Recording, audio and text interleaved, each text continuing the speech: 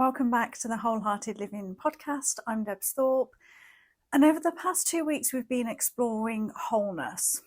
The radical idea that you're not broken, you're just disconnected from the completeness that's been there all along. We've talked about how hustle is often a trauma response and how rest is the path back to yourself. And maybe as you've been listening, a part of you has been thinking, but I am broken. I have trauma, I have wounds, I have parts of me that don't work right. How can you say I'm not broken? And if that's you, this episode is for you. Because today we're going to talk about something that might challenge everything you've ever been taught by the self-help industry, the wellness world, and maybe even by therapists and healers you've worked with. You are not broken. I know you feel broken. I know you might have been told you're broken. I know you've spent years, maybe decades, trying to fix yourself. I know because I've been there too. I spent years believing I was fundamentally flawed, that there was something wrong with me that needed to be corrected, that if I could just heal enough, work on myself enough, fix enough of my issues, then I'd finally be okay. Like there was a destination out there somewhere. But here's what I discovered and changed everything. The belief that you're broken is the thing that keeps you broken. Not because you actually are broken, but because as long as you believe you are, you'll keep trying to fix something that was never broken in the first place. And in that endless cycle of fixing, you'll never arrive at wholeness. Because wholeness isn't something you achieve by fixing yourself. Wholeness is what you remember when you stop trying to fix yourself. So today we're going to explore the myth of brokenness and where it comes from, why the self-help industry profits from keeping you stuck in this belief, the crucial difference between healing and fixing, and how your trauma responses are adaptive, not defective. What it means to be responding to what broke around you, not be broken yourself, and how to begin reconnecting with the wholeness that's been there all along. This might be a bit uncomfortable. It might challenge some of the beliefs you've had for a long time. But I promise you, it might also set you free. So let's begin.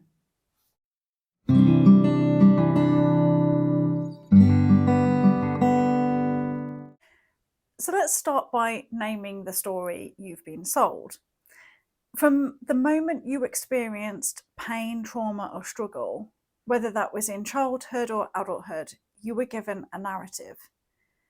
Something is wrong with you. You're damaged, you're broken, you need to be fixed. Maybe it came from parents who said, what's wrong with you? Teachers who labelled you as difficult or too sensitive. Doctors who diagnosed you with disorders. Therapists who focused on what's wrong rather than what's adaptive. The self-help industry that sells you solutions to problems you didn't even know you had. And a culture that pathologizes normal human responses to abnormal situations. And over time, you internalized that narrative. You started to believe it. I'm broken, I'm damaged, I'm too much, I'm not enough. There's something fundamentally wrong with me. And once you believe you're broken, you start looking for evidence to confirm it. See, I got triggered again. See, I can't maintain relationships. See, I'm anxious, depressed, I'm struggling, I'm broken. See, I can't seem to get my life together, I'm broken. You become your own prosecutor, constantly building the case against yourself. Now, let's talk about the self-help industry because they've built empires on this narrative. The self-help industry, and I say this as someone who's been part of it, has a vested interest in you believing you're broken. Because if you're broken, you need fixing. And if you need fixing, you need their products, programs, courses, their books or certifications. They sell you the promise, you're broken now, but if you buy this, you can be fixed. And if you buy it, you read the book, you take the course, you attend the workshop, you get the certification. And maybe you feel better for a while, maybe you have some insights, maybe you make some progress. But then the feeling fades and you're back to feeling broken. So you buy the next thing and the next and the next. You become addicted to fixing yourself. And here's the insidious part. The more you try to fix yourself, the more broken you can feel. because the very act of trying to fix yourself reinforces the belief that you're broken. Every time you buy another course, read another book, try another modality, you're saying to yourself, I'm not okay as I am. I need this to be okay. The fixing becomes a problem. And it's not just self-help, it's wellness culture too. Wellness culture has taken the broken narrative and dressed it up in green smoothies and yoga pants. It says you're toxic, you're inflamed, you're imbalanced, you're not optimized, but if you just eat this, supplement that, practice this, biohack that, you can finally be well. And again, there's nothing wrong with taking care of your health. I'm all for it. But when wellness becomes another form of fixing, when it becomes another way to prove you're broken, it's just the same narrative in different packaging. You're still operating from the belief that you're fundamentally flawed and need correcting. I lived this for so many years. I was a therapist. I was trained to identify what's wrong, to help people navigate the ways to try and fix it. And I did that with my clients, and I did that with work on myself. I began to understand diagnoses like PTSD, anxiety, depression. I trained in modalities like CBT, somatic therapy, parts work. I had all the certifications. And I thought, if I just learn enough, if I just heal enough, if I just fix enough of my issues, then I'll finally be whole. But I never arrived because I was chasing something that didn't exist outside of me. I was responding to a lifetime of experiences that had taught me that the world wasn't safe. Any anxiety I felt wasn't disorder, it was my nervous system trying to keep me safe. My depression wasn't a chemical imbalance, it was my body's way of saying you need to stop. My burnout wasn't a personal failure, it was the natural consequence of years of overriding my needs. I wasn't broken, I was responding. And the moment I understood that, I stopped trying to fix myself and started understanding myself, everything changed. So let's talk about the difference between healing and fixing, because this is pretty crucial. Fixing assumes something is wrong and needs to be corrected. Healing assumes something is wounded and needs to be tended. Can you feel the difference? Fixing is mechanical. It's about taking something broken and making it work again. Healing is organic. It's about creating conditions for the natural wholeness of you to emerge. Fixing is about changing who you are. Healing is about remembering who you are.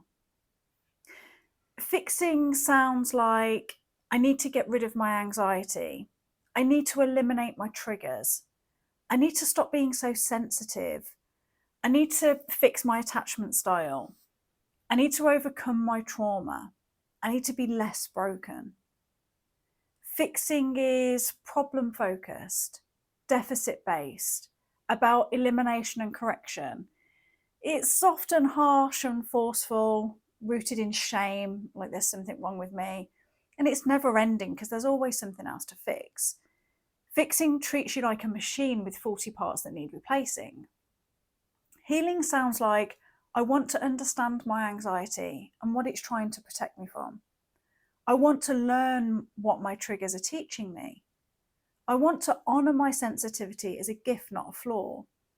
I want to understand my attachment patterns and create new ones. I want to integrate my trauma and reclaim my wholeness. I want to remember I was never broken. Healing is growth-focused, strength-based, about integration and understanding.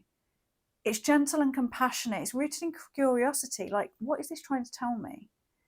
It's ongoing, but not endless. You are always whole, even while healing. Healing treats you like a living being with innate wisdom and capacity for growth. And here's the beautiful paradox. We'll touch on this many times throughout this series, that when you stop trying to fix yourself, that's when healing happens.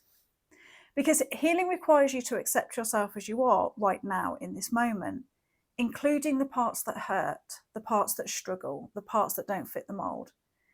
Fixing says you're not okay until you change. Healing says you're okay right now and you can still grow. Fixing is rooted in rejection of self. Healing is rooted in acceptance of self. And you cannot heal what you reject. You can only heal what you accept. Now, let's talk about trauma responses, because this is where the broken narrative does the most damage. When you experience trauma, and remember, trauma is any experience that overwhelms your capacity to cope, your nervous system adapts. It develops strategies to keep you safe. Fight through aggression, control, anger, pushing through. Flight through anxiety, hypervigilance, constant doing, escaping. Freeze through numbness, disassociation, shutting down. And fawn through people pleasing, over accommodating, losing yourself to keep others happy. These are not disorders. These are not defects. These are not signs that you're broken. These are adaptive responses that kept you alive. Let's look at each one and see the intelligence behind it. Fight.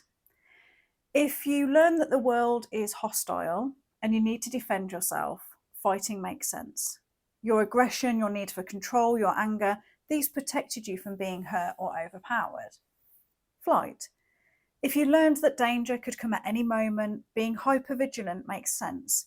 Your anxiety, your constant scanning for threats, your inability to rest, these kept you prepared for danger. Freeze. If you learned that you couldn't fight or flee, that the threat was too big or too close, freezing makes sense. Your numbness, your disassociation, your shutdown, these protected you from feeling pain you couldn't escape. Fawn. If you learned that your survival depended on keeping others happy, people pleasing makes sense. Your over-accommodation, your loss of self, your inability to say no, these kept you safe from rejection or abandonment. Every single one of these responses is intelligent. Every single one of them served a purpose. You're not broken for having them, you're brilliant for developing them. Here's what's important to understand. The problem isn't that you have these responses. The problem is that they're still running even when the original threat has gone. Your nervous system learned these patterns in situations where they were necessary. But now your nervous system is still running those same patterns, even in situations where they're not necessary and where they actually might be causing harm. That doesn't make you broken, that makes you human. Your nervous system is doing exactly what it was designed to do, keep you safe based on past experience. Your work isn't to fix yourself, the work is to help your nervous system learn that it's safe now, that the threat is gone, that you have new options.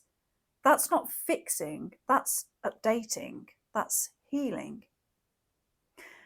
So when you feel anxious, when you shut down, when you people please, when you get angry, you're not broken.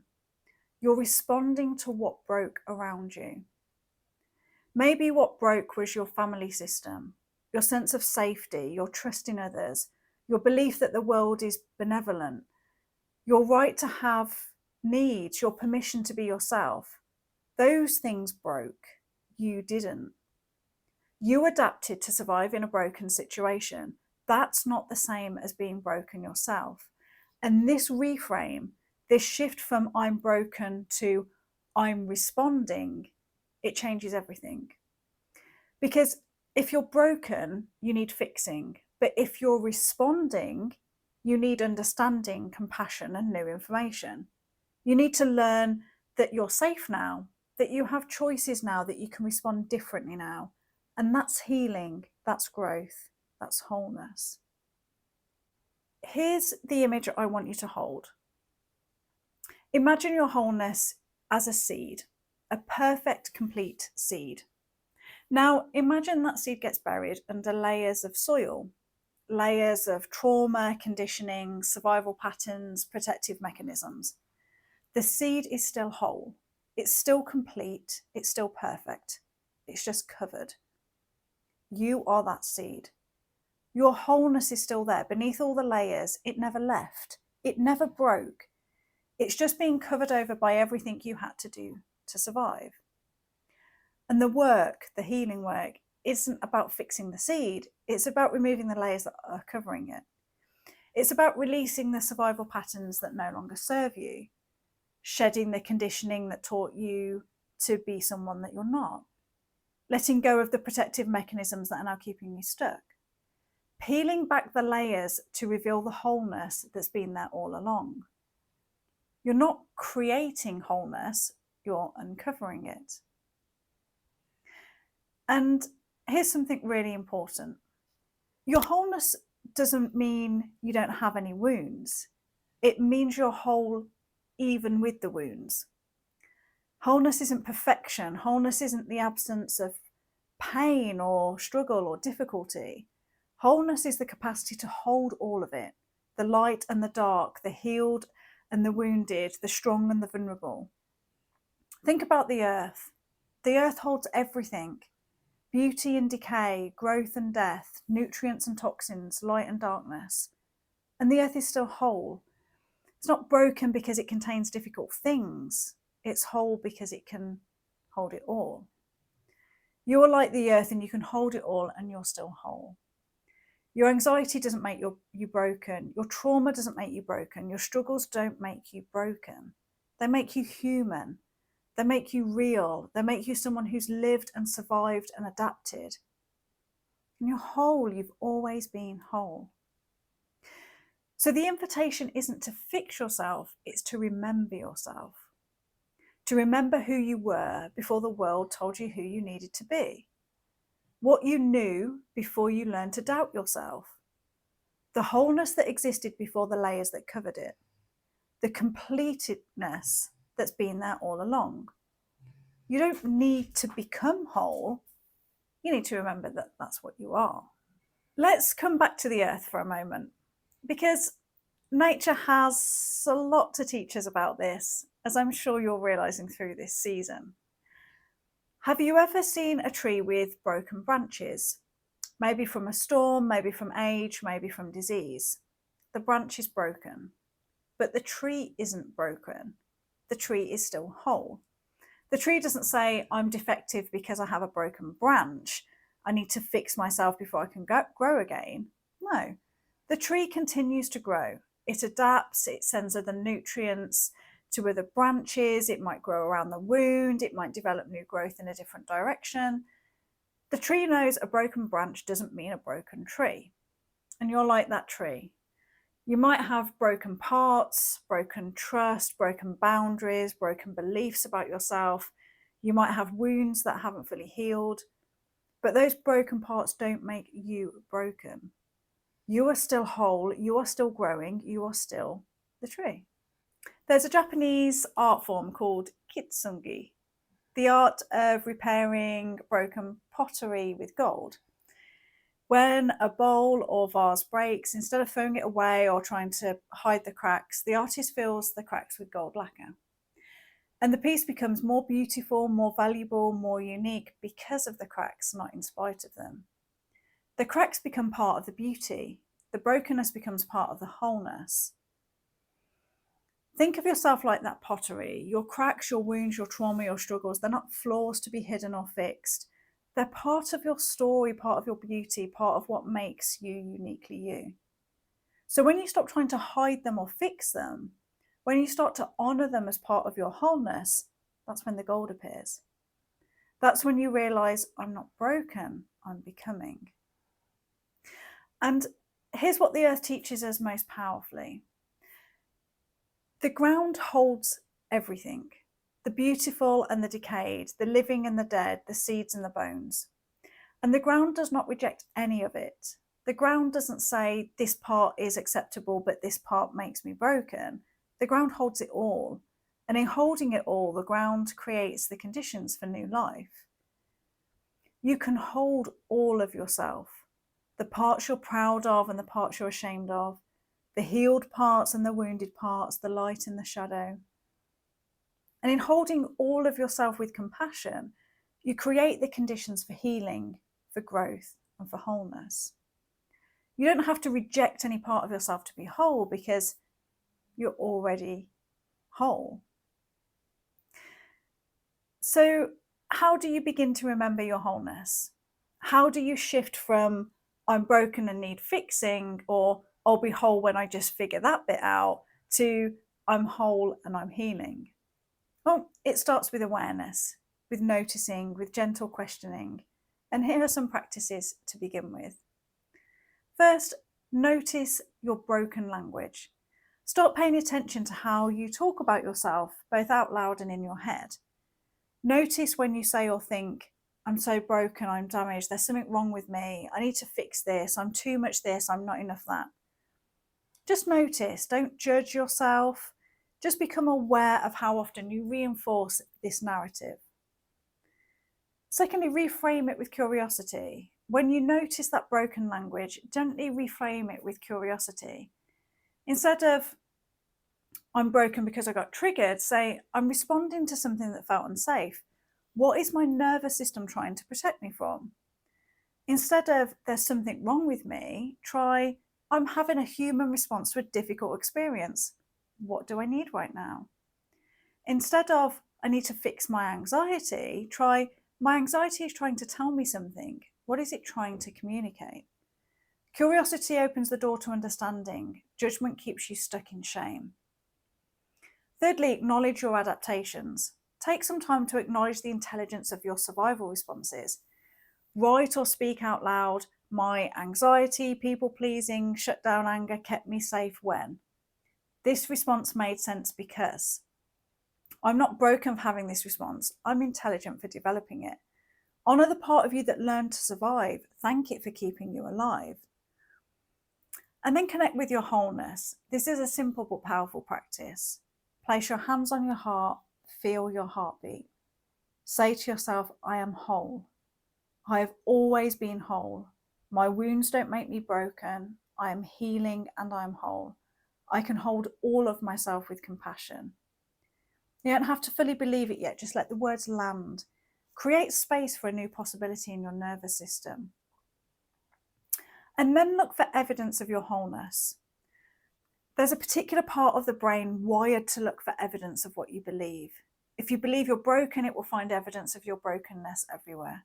So intentionally look for evidence of your wholeness. Moments when you felt connected to yourself. Times when you responded with wisdom or compassion. Instances when you chose differently than your old patterns. Evidence that you're growing, adapting, healing, proof that you're more than your wounds. What you focus on expands. Focus on wholeness and you'll find more of it. Now I want to guide you through just a short meditation to help you reconnect with your inherent wholeness. If it's safe to do so, find a comfortable position, sitting or lying down. And if you're driving or you can't close your eyes, just listen and let the words wash over you. Just close your eyes or soften your gaze. Take a deep breath in through your nose and out through your mouth. Feel your body. Feel the weight of your body being held by whatever's beneath you, the chair, the floor, the earth. Take another deep breath in and out. Feel yourself arriving in this moment. Now I want you to imagine that beneath all the layers, beneath the anxiety, the trauma, the survival patterns, the conditioning, the wounds, there's a light. A warm, steady light that's always been there. This light is your wholeness, your essence, the part of you that was never broken, never damaged, never wrong. It's been there since you were born. It's been there through everything you've experienced. It's right there now. I want you to breathe into that light. Imagine it getting brighter with every breath. The light doesn't need fixing, it doesn't need improving, it doesn't need to be earned or achieved. It simply is, and it is you. All the layers on top, the survival patterns, the wounds, the adaptations, they're not you. They're what you learn to do. They're how you learn to survive. But underneath, this light remains. Whole, complete, perfect as it is. Breathe into that knowing. Say to yourself, silently or out loud, I am whole. Breathe. I've always been whole. My wounds don't define me, my wholeness does. Breathe into that light. I am not broken, I am becoming. Breathe into that light. Stay connected to that light. Breathe deeply. Breathe into that light. And when you're ready, just gently open your eyes. If you've closed them, come back into this space. That light, that wholeness is always there. You can come back to it anytime. Anytime you feel a bit broken, anytime you feel like you need fixing, or anytime you just forget, breathe, remember, return to that light. So what changes when you shift from I'm broken and need fixing to I'm whole and I'm healing? Well, everything. You stop chasing. When you believe you're broken, you're constantly chasing the next fix, the next solution, the next thing that will finally make you feel okay. But when you remember you're whole, you stop chasing and you start choosing what's aligned. You choose practices, modalities that support, not because you need them in order to be okay, but because they're going to support your growth and your healing. You're no longer desperate, you're discerning. You also stop rejecting yourself. When you believe you're broken, you reject the parts of yourself that don't fit, that struggle, that hurt. But when you remember you're whole, you can hold all of yourself with compassion. You can say, this part of me is struggling right now, and I'm still whole, and I can hold this. You're no longer at war with yourself, you're at peace. You also stop waiting. When you believe you're broken, you're always waiting to be fixed enough, healed enough, good enough to start truly living, to feel that peace. But when you remember you're whole, you realize you can start living now. You don't have to wait until you're better. You don't have to wait until the right time. You don't have to wait to take up space to pursue your dreams. You're no longer postponing your life, you're living it. You also stop performing. When you believe you're broken, you perform. You show the people the version of yourself that seems acceptable, that seems more together. But when you remember that you're whole, you can be real. You can show up as you are, messy, imperfect, still healing, and you know that you're still whole. You're no longer hiding, you're being. And you start healing. Here's the paradox. When you stop trying to fix yourself, that's when real healing happens. Because healing requires acceptance, and when you can't accept what you're constantly trying to change. When you remember you're whole, you create the conditions for healing, not fixing, healing. So here's what I invite you to practice this week. Firstly, notice your broken narrative. Pay attention to how often you tell yourself you're broken, damaged, or something needs fixing. Just notice, write it down if that helps. Just become aware of the pattern without any judgment or shame. Secondly, reframe one broken thought each day. Choose one of those broken thoughts and reframe it with curiosity and compassion. It goes from I'm broken because to I'm responding to what is it that I need. Thirdly, acknowledge your adaptations. Write a letter to your survival responses. Your anxiety, your people pleasing, your shutdown, your anger. Thank them for keeping you safe. Acknowledge their intelligence. Let them know you're safe now and you're going to learn new ways of responding. They get to retire. Fourthly, practice the wholeness meditation.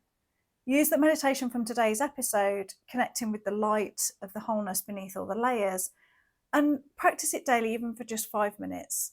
Let it become this touchstone and reminder. And then look for evidence of your wholeness.